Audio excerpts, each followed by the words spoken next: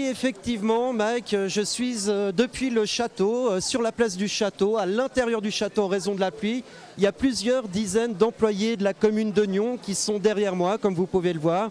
Et je suis en compagnie de Laetitia Pizzolato, qui est la secrétaire syndicale du SSP à l'origine de cette mobilisation, et de la municipale nyonnaise en charge de l'administration, Fabienne Frémont-Contonne. Alors, première question, Laetitia Pizzolato, pourquoi cette mobilisation?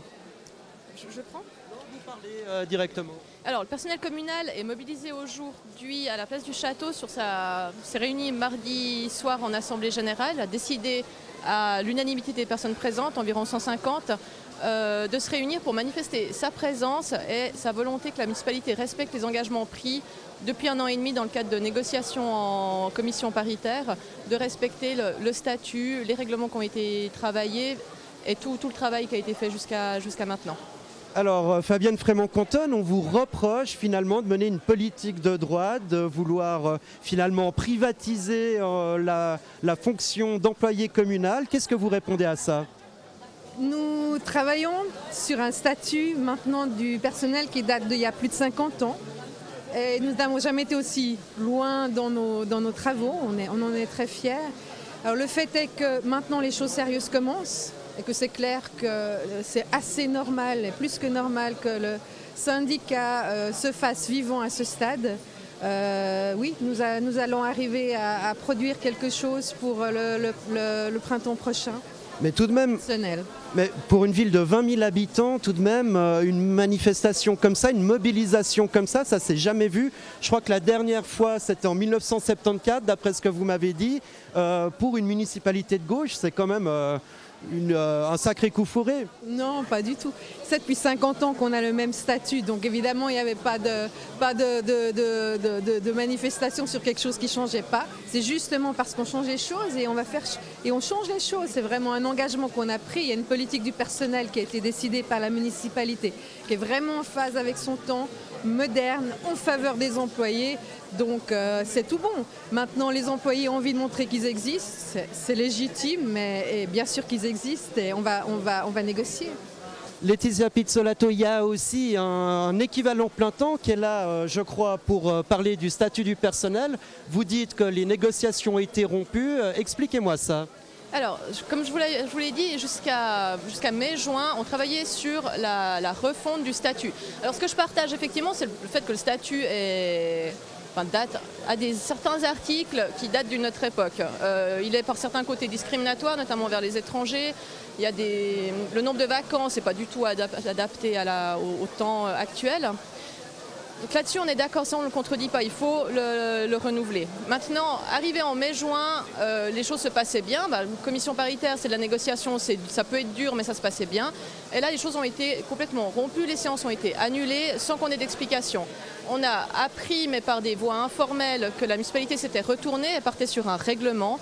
Et c'est c'est toute la procédure qui a été suivie, que le personnel dénonce, mais c'est aussi la perte prévue par la municipalité de son statut.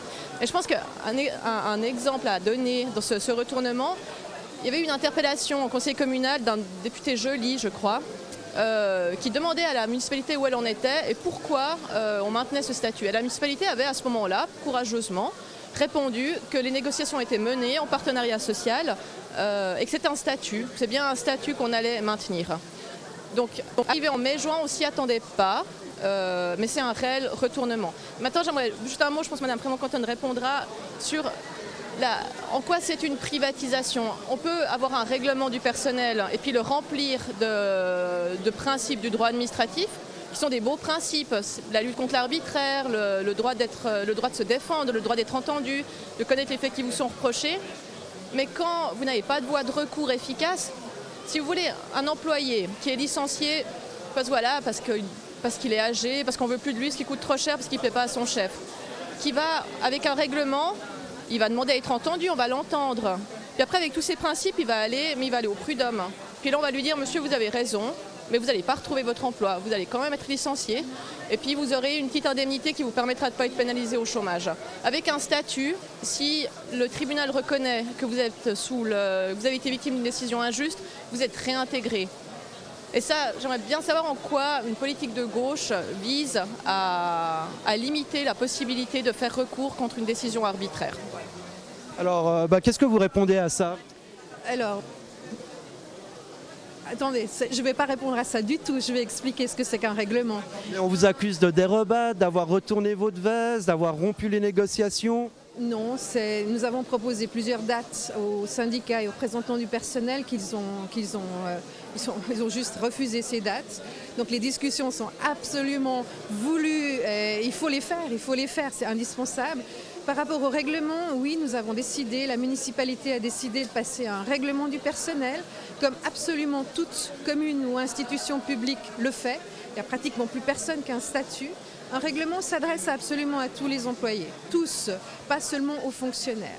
Un statut, c'est pour les fonctionnaires. En ville de Nyon, nous n'avons à peu près qu'un petit peu plus que de notre personnel qui fait partie de la fonction publique.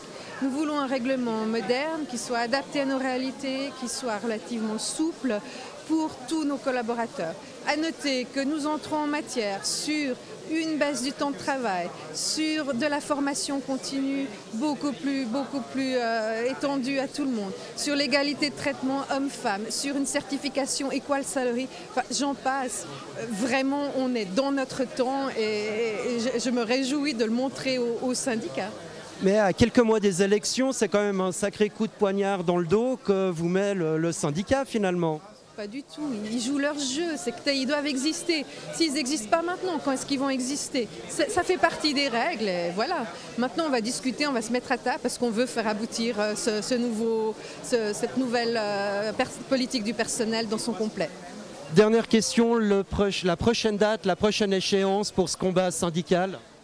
Alors la prochaine échéance, ça dépendra aussi en grande partie de la municipalité qui doit répondre à notre demande de reprendre les négociations en commission paritaire pour travailler sur un statut. Et puis alors, sur le coup de poignard dans le dos, alors un coup de poignard, je pense que la municipalité le vit assez mal, ce que je comprends, mais coup de poignard dans le dos, non, dans la mesure où le syndicat n'est pas là pour défendre les intérêts du Parti socialiste ou même de la gauche, on est là uniquement pour défendre les intérêts du personnel et à sa demande.